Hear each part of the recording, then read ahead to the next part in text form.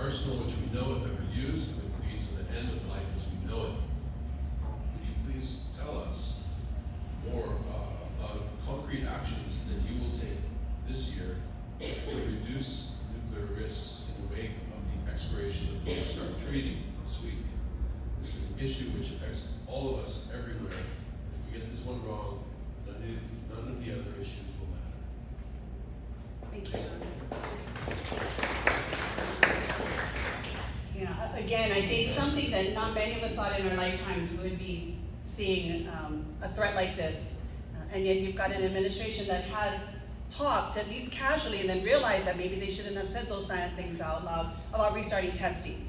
But the fact that they mention it, you know that they are actually looking at restarting testing.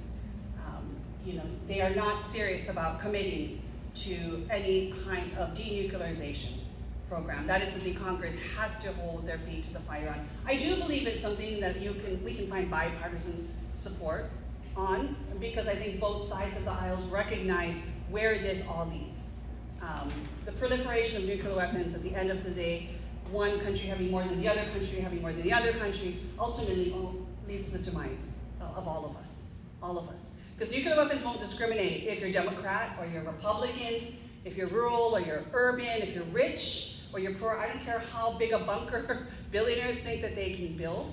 And so we really have to keep pushing these particular bills. I would love for our party actually to get much more aggressive, and I might be the only one, on the use of these discharge petitions. And I know they're a pain, to leadership especially, but that's not my problem. To be putting these out, to say sign your name to prove that if it won't be heard in a committee, we will force you to vote for it on the floor.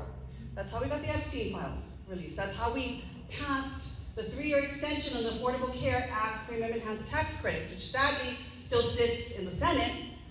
But from the House side, we were able to get a bipartisan vote to say that insurance matters. I think things as high as looking at how we ensure that this administration will not take us further down that path of nuclearization is another bill that should be laid on the table, and ask people, sign your name to say where you stand. And if you don't sign your name, then we know exactly where you stand on this issue, because right now it takes a lot of courage. And right now people are scared. So I would look at forcing things like the discharge petition, and then it does take education. Because with so much going on right now that impacts people's daily lives, I don't want to say these kinds of moments get missed, like the expiration of the START treaty, but they do. And so the continued education of our young people, all of our people, our voters, is required. So thank you for knowing about it, caring about it, and we need more people to spread the word. Thank you.